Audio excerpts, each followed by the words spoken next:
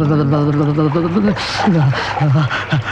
ನಮಃ ಶಿವಾಯ ಓಂ ನಮಃ ಶಿವಾಯ ಓಂ ನಮಃ ಶಿವಾಯ ಓಂ ನಮಃ ಶಿವಾಯ ಓಂ ನಮಃ ಶಿವಾಯ ಓಂ ನಮಃ ಶಿವಾಯ ಓಂ ನಮಃ ಶಿವಾಯ ಓಂ ನಮಃ ಶಿವಾಯ ಓಂ ನಮಃ ಶಿವಾಯ ಓಂ ನಮಃ ಶಿವಾಯ ಓಂ ನಮಃ ಶಿವಾಯ ಓಂ ನಮಃ ಶಿವಾಯ ಓಂ ನಮಃ ಶಿವಾಯ ಓಂ ನಮಃ ಶಿವಾಯ ಓಂ ನಮಃ ಶಿವಾಯ ಲೇ ರಾಮಣ್ಣ ನಮಃ ಶಿವಾಯ ಲೇ ರಾಮಣ್ಣ ಓಂ ನಮಃ ಶಿವಾಯ ಲೇ ರಾಮಣ್ಣ ಓಂ ಇದೇನಪ್ಪ ನೀನು ಹೊಸ ತರಲೆ ಬೆಳಗ್ನಿಂದ ಸಂಜೆ ತನಕ ದಿನಾಗ್ಲೂ ಹೀಗೆ ಮಂತ್ರ ಹೇಳ್ತಾ ಪೂಜೆ ಮಾಡಿದ್ರೆ ಆ ಕೈಲಾಸದಿಂದ ಶಿವನೇ ಬಂದು ನನಗೆ ಬುದ್ಧಿ ಬದುಕು ಎರಡೂ ಕೊಡ್ತಾನೆ ಅಂತ ನಮ್ಮವ್ವೆ ಆಣೆ ಮಾಡಿ ಹೇಳಿದಾಳೆ. ನೋಡಿ ಇಲ್ಲೇ ಇರೋದು ತರಲೆ. ನಿಮ್ಮವ್ವ ಹೇಳ್ಕೊಟ್ಟಿರೋ ತತ್ವದಾಗೆ ಸತ್ಯವೂ ಐತೆ ಸುಳ್ಳು ಐತೆ. ಯಾವುದು ಸತ್ಯ ಯಾವುದು ಸುಳ್ಳು? ಹಂಗ್ ಕೇಳು ತರಲೆನ ನಾನ್ ಬಿಡಿಸಿ ಹೇಳ್ತೀನಿ. ಹೇಳು ಮೇಕೆ ಯದ್ವಾರ ಹೇಳ್ತೀನಿ ತರಲೆನ. ಇದೇನಪ್ಪ ಇದು? ಹರಿಯೋ ನೀರು.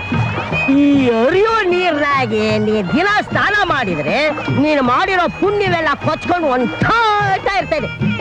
ಈಗ ನೋಡು, ಯಾವ ತರಲಿಯೂ ಇಲ್ಲ, ನೆಮ್ಮದಿಯಾಗಿ ನಿಂತಿರೋ ನೀರು. ಊರಿನ ಜನ ಮನ ದನದ ಪುಣ್ಯವೆಲ್ಲ ಇಲ್ಲೇ ಸಂಗಮವಾಗೈತೆ.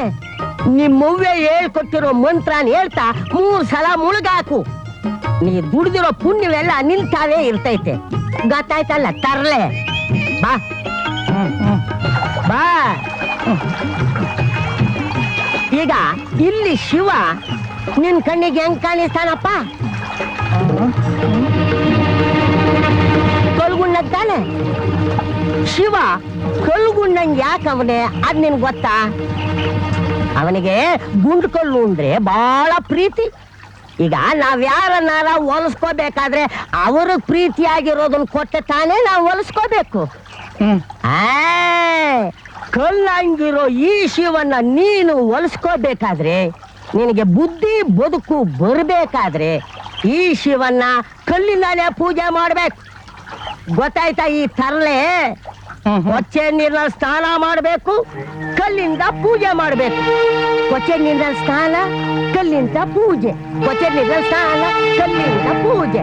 ಕೊಚ್ಚೆ ನೀರಿನಲ್ಲಿ ಸ್ನಾನ, ಕಲ್ಲಿಂದ ಪೂಜೆ.